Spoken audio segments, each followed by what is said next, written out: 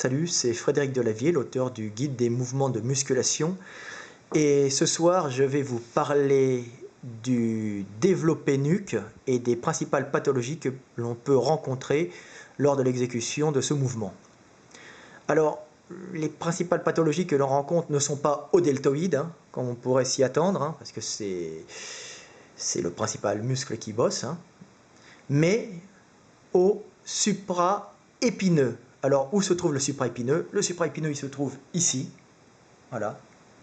Il se trouve dans la... Je vais vous montrer un omoplate. Voilà, vous avez un omoplate.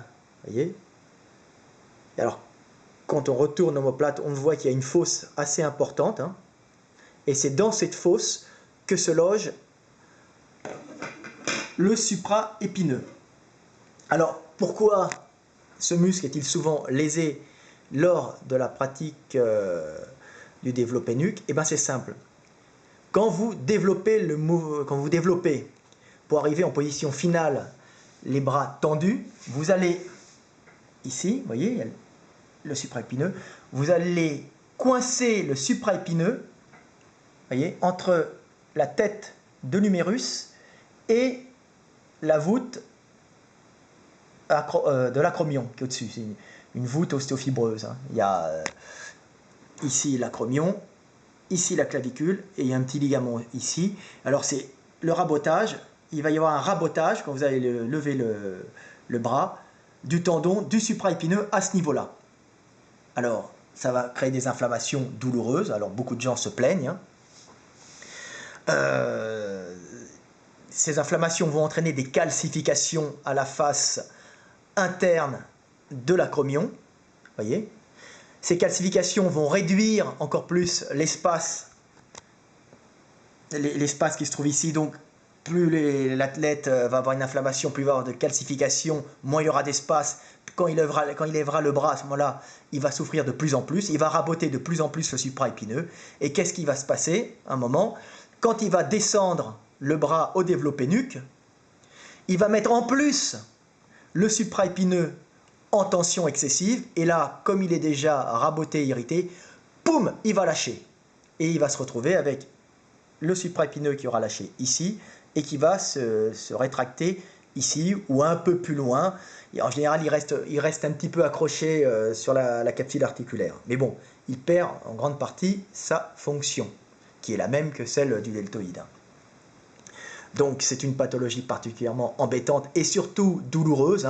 On peut vivre sans supraépineux. Le problème, c'est que l'élévation latérale avec l'inflammation qui est générée avant est très très très douloureuse.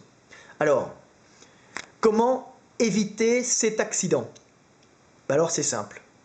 Ne faites pas de développé nuque quand vous n'avez pas la bonne morphologie. Alors vous allez me dire quelle est la morphologie qu'il faut avoir pour faire développer nuque. Alors c'est simple, voilà, je vais vous montrer ça. Là j'ai fait deux petits schémas. Alors pour bien réaliser le développé nuque, il faut avoir des clavicules larges et des bras courts. Vous voyez? Bon, après on trouve des intermédiaires. Si vous avez des clavicules, regardez, étroites,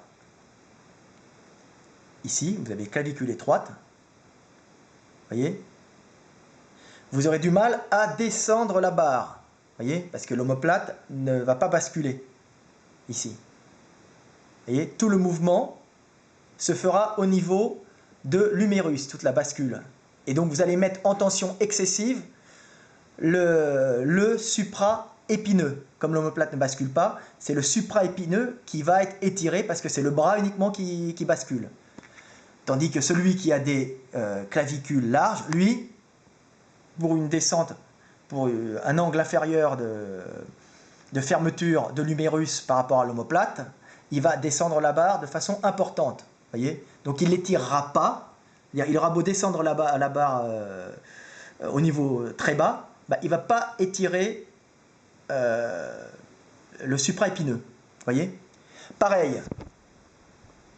Une autre morphologie qui fait que on va tirer excessivement sur le supraépineux, c'est le fait d'avoir de longs bras et particulièrement de longs avant-bras. Vous voyez, là, vous avez un gars avec des bras courts. Vous voyez, quand il descend la barre au niveau de la nuque, ben, qu'est-ce qui se passe?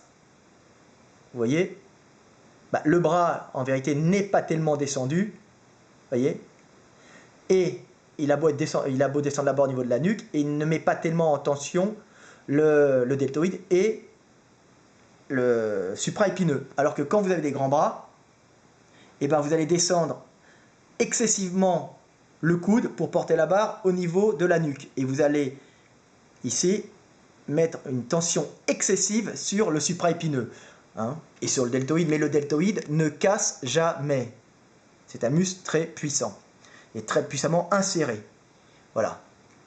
Donc, vous voyez, si vous n'avez pas la bonne morphologie, ne faites pas ce mouvement, ou vous pouvez éventuellement le faire, mais à ce moment-là, ne faites pas comme le copain qui est large d'épaule avec des bras courts. Bah, faites-le votre manière, vous le descendez à ce niveau-là, au niveau du dessus du crâne. Et même en le descendant au-dessus du crâne, votre deltoïde sera suffisamment étiré. Comprenez? Voilà. Alors je vous montre encore des photos. Il y a des gars extrêmement puissants. Voilà, je vous montre une photo pour vous instruire un peu. Ça, c'était David et Paul, les frères Barbarian, temps de ma jeunesse, qui levaient des poids importants. Là, vous avez 320 pounds, ce qui revient à peu près à 160 kilos. Donc voilà.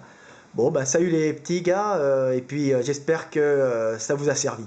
Alors, si vous n'avez pas la bonne morphologie, ne faites pas de mouvements complets. Faites des mouvements complets uniquement si vous êtes large d'épaule avec les bras courts. Mais dans tous les cas, si vous n'avez pas la bonne morphologie, ne faites pas de développé nuque. Faites du développé devant, faites du développé avec haltère et ne vous amusez pas à descendre la barre trop bas. Voilà, c'était Fred Delavier. Allez, à bientôt.